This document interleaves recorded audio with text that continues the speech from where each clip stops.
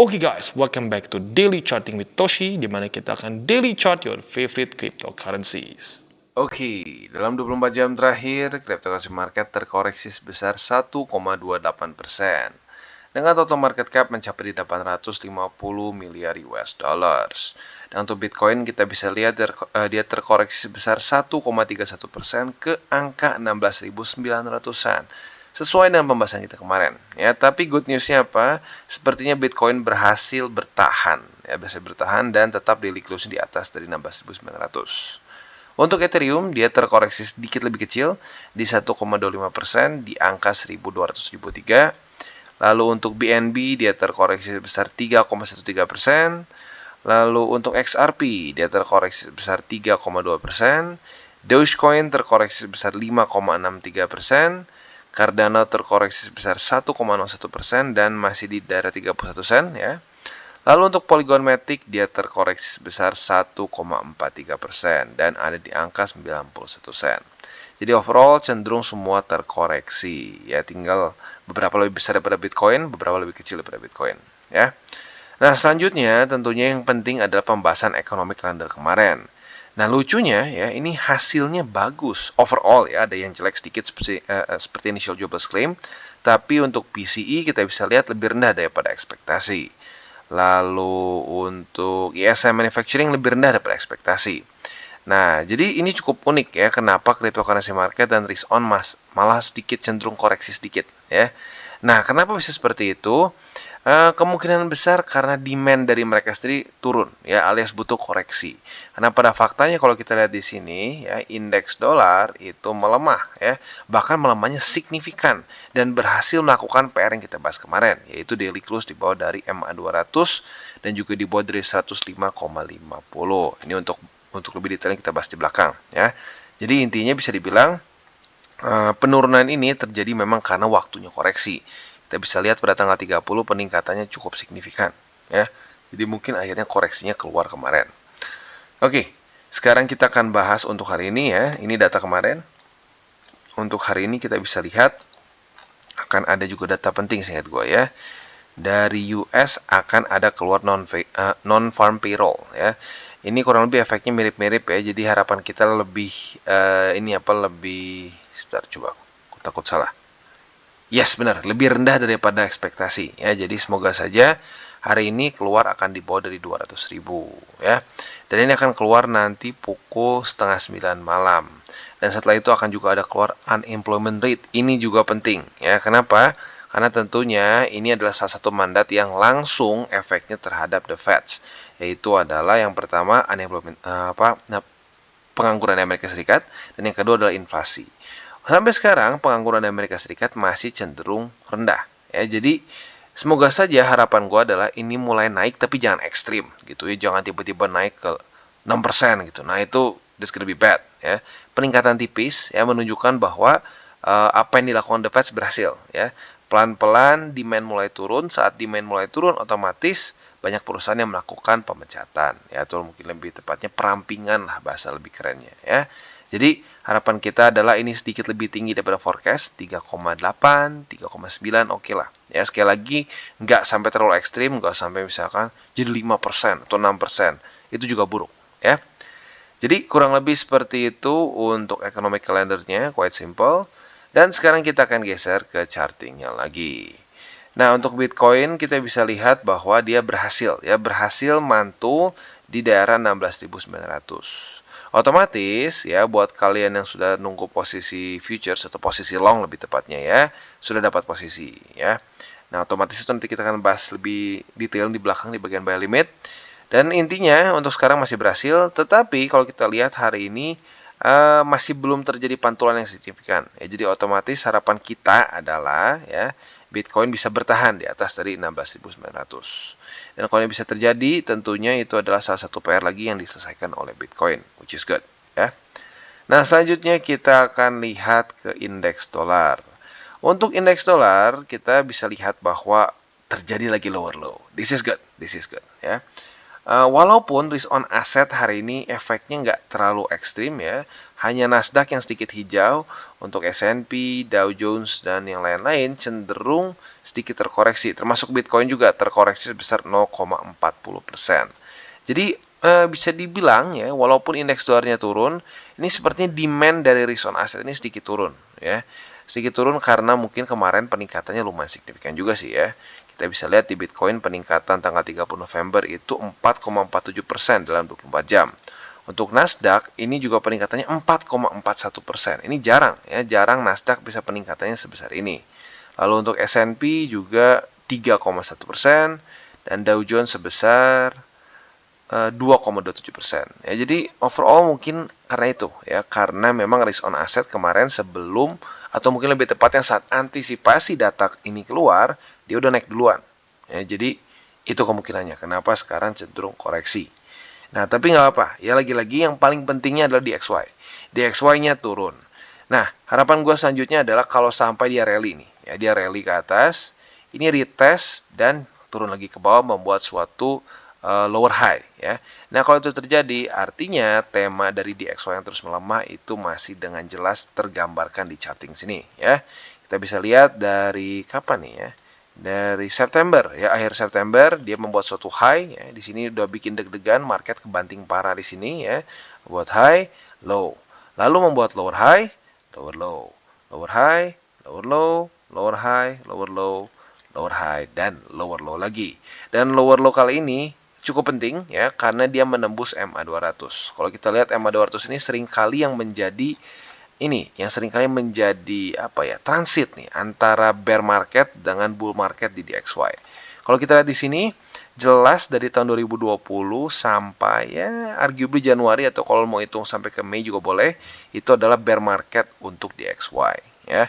Dimana kita bisa lihat di sini cryptocurrency berkembang dengan luar biasa cepat ya dan peningkatannya pun cukup ekstrim. Nah, tetapi ya setelah dia mulai menembus MA200 dan bukan cuma menembus lebih tepatnya ya, menembus dan menjadikan ini sebagai support. Nah, ini mulai buruk nih. Pelan-pelan indeks dolar meningkat dan kripto mulai susah naik ya, mulai susah naik. Kalau kita lihat di sini ya, ini mulai di mulai di sekitar Juni ya, Juni Juli 2021. Di mana kita tahu dari situ kripto mulai melambat ya.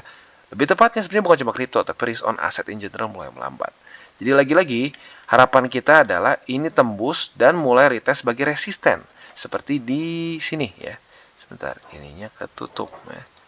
Wah, oke. Ya intinya tadi lah, EMA 200 ya. Jadi kurang lebih seperti itu. Nanti waktu sebelum kita balik EMA 200-nya gue korein lagi. Dan selanjutnya kita akan masuk ke buy limit. Untuk buy limit seperti biasa kita harus ada disclaimer dulu bahwa DCWT ini bukanlah financial advice dan tujuannya adalah bukan untuk memberikan ya sinyal, tapi tujuannya adalah untuk membiasakan para subscriber gue lebih mengerti charting. Nah, lalu bagaimana cara untuk mendukung TCI? Ada banyak. Lo bisa like our video, bisa share our video, bisa juga menggunakan link referral kita di bawah. Oke, sebelum kita lanjut, kita akan dengar dulu pesan-pesan dari sponsor kita pada hari ini. Oke, today's video is brought to you by Bybit, di mana kita bisa lihat di sini ada berita bahagia, ya, di mana roda keberuntungan ini diperpanjang. Sekarang dari tanggal 18 November sampai tanggal 18 Desember, ya. Nah, peluang menang 100%. Apa aja yang kita bisa menangkan?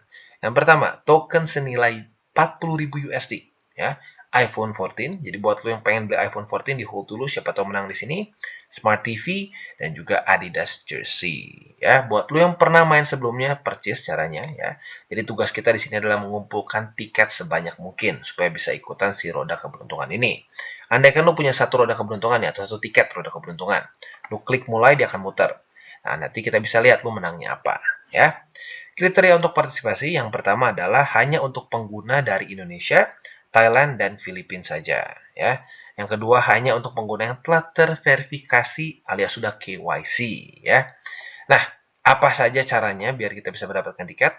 Yang pertama ini yang paling mudah ya, 2 tiket undian berhadiah untuk yang pertama kali deposit perdana ya, dan juga total deposit lebih dari 50 USD. Ini yang paling mudah. Lalu juga ada 1 tiket undian berhadiah buat kalian trade token tertentu. Token apa aja ada di bawah sini ya. Dan banyak lagi ya. Jadi intinya ada banyak cara untuk bisa mendapatkan tiket ini ya. Dan buat lo yang ingin ikutan promo ini, gue sarankan baca dulu semua syarat ketentuan.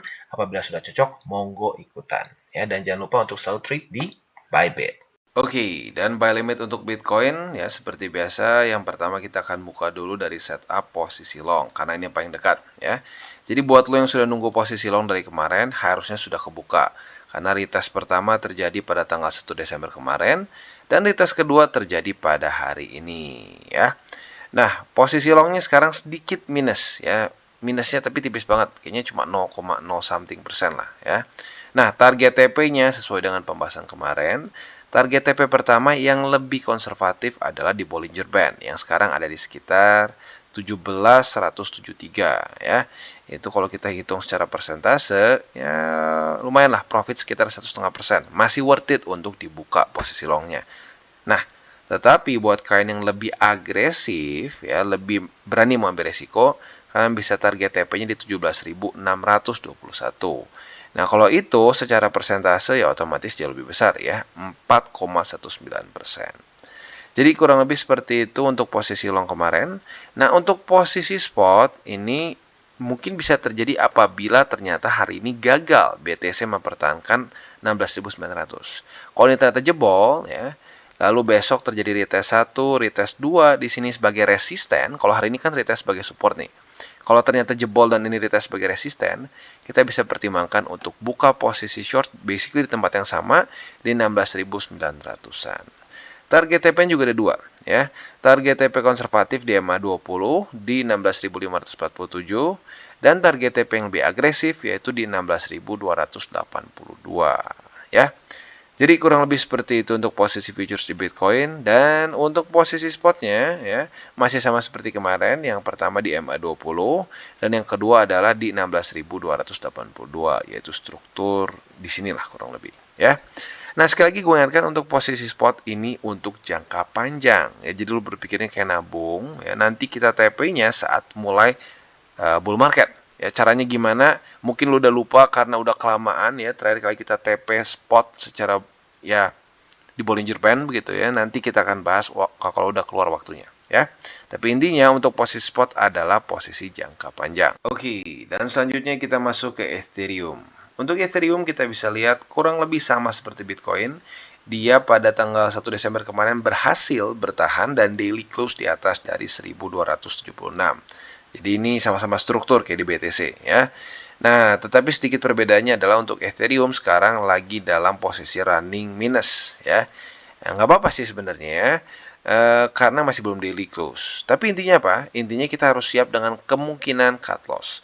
Jadi kalau besok jam 7 pagi ternyata Ethereum daily close di bawah dari struktur ini, ya sudah, berarti kita harus terima nasib posisi long kita kena cut loss. Ya, jadi itu penting tuh ya. Kalau lo nggak siap cut loss, mendingan spot jangka panjang aja. Tapi kalau siap cut loss, siap jaga risiko, ya, siap bikin trading plan, boleh trading futures ya.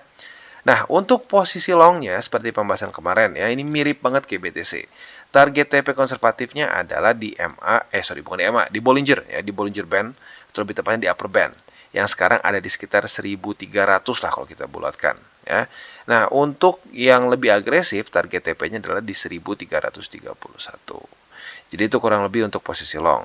Untuk posisi short basically sama juga seperti BTC. Kalau ternyata besok pagi gagal mempertahankan 1276, lo bisa pertimbangkan untuk buka posisi short apabila terjadi retest 1, retest 2 di sini sebagai resisten ya. Tentunya target TP-nya jelas yaitu di 1242. Jadi kurang lebih seperti itu untuk Ethereum secara futuresnya. Untuk posisi spotnya sudah kena satu buy limit ya. Buy limit pertama di 1276 sudah kena dan buy limit kedua ada di 1242,27. Jadi kurang lebih seperti itu untuk Ethereum.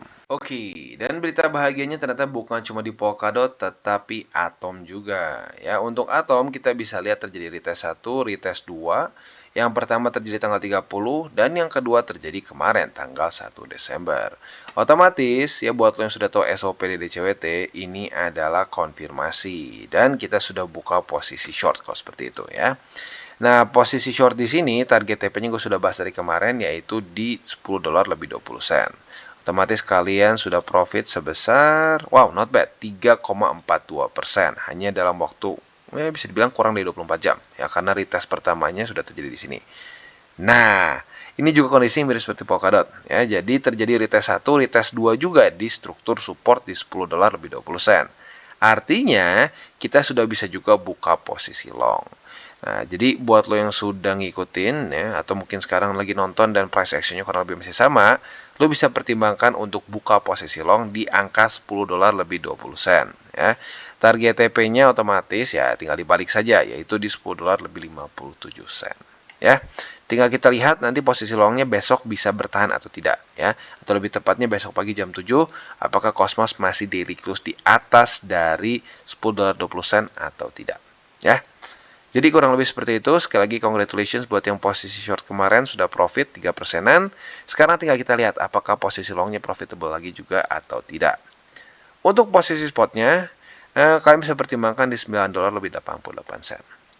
Jadi kurang lebih seperti itu untuk Atom. Oke, dan selanjutnya kita masuk ke Cardano. Untuk Cardano kita bisa lihat sudah terjadi retest pertama di MA20 pada tanggal 1 Desember kemarin.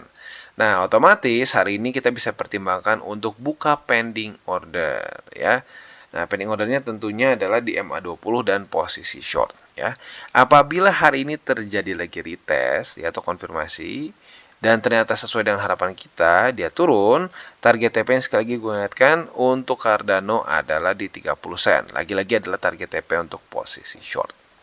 Nah, untuk posisi longnya adalah seperti kemarin-kemarin, walaupun sayangnya belum pernah berhasil benar-benar mantul sesuai harapan. Ya. Jadi untuk posisi longnya harapan kita adalah retest 1, retest 2 di 30 sen, ya, di struktur 30 sen.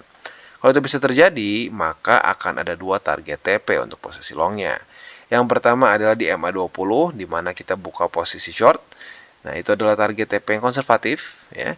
Dan untuk target TP yang lebih agresif, kalian bisa pertimbangkan di 32 sen. Ya.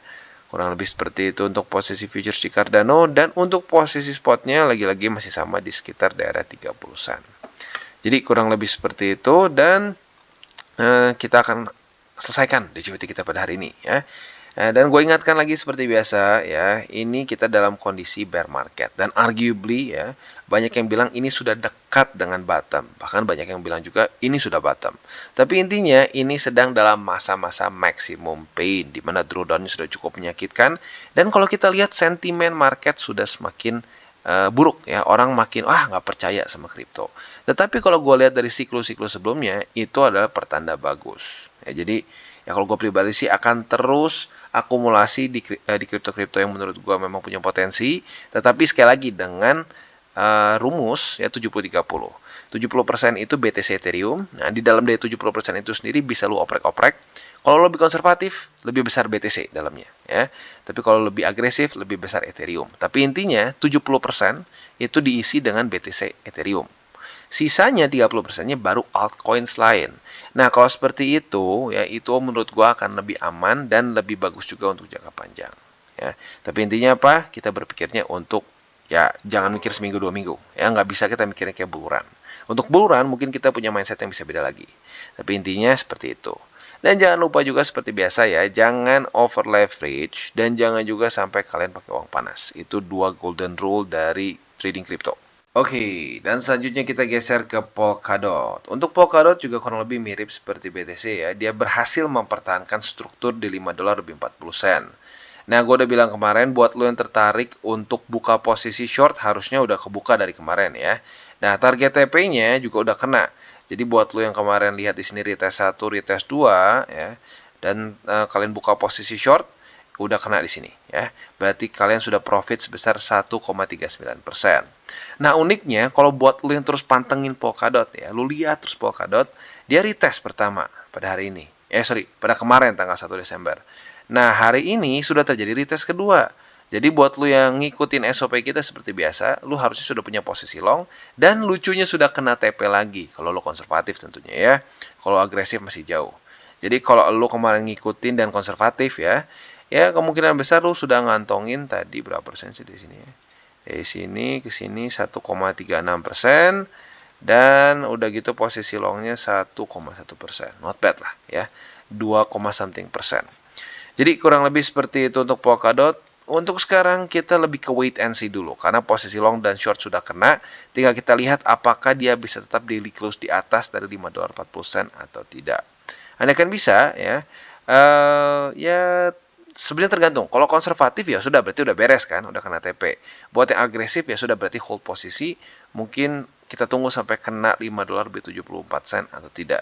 Atau mungkin lebih realistiknya tunggu dulu sampai bisa tembus dan daily close di atas dari EMA 20 atau tidak. Ya, jadi kurang lebih seperti itu untuk posisi futuresnya. Untuk posisi spotnya, sama seperti kemarin, Polkadot gue pribadi akan hold dulu sampai dia bisa reclaim lagi $6.68. Oke guys, jadi itu adalah akhir dari segmen DCWT kita pada hari ini. Dan jangan lupa bagi kalian yang merasakan manfaat dari segmen ini, jangan lupa untuk share ke teman-teman kalian. Dan apabila lu pengen mensupport channel kita, ya TCI, jangan lupa untuk menggunakan link referral kita di bawah. Nggak wajib ya, tetapi apabila lu menggunakan link referral kita di bawah, ada macam-macam ya, dari Bybit, Huobi, Maxi, toko kripto, dan banyak lagi ya. Ya, walaupun nggak wajib, tapi kalau menggunakan link referral kita, lu secara langsung membantu perkembangan dari TCI. Dan satu lagi, jangan lupa juga untuk join Telegram group kita, di mana kita bisa ngobrol-ngobrol santai mengenai dunia cryptocurrency secara dua arah. So, jangan lupa untuk like, subscribe, klik the bell icon, and see you on the next video.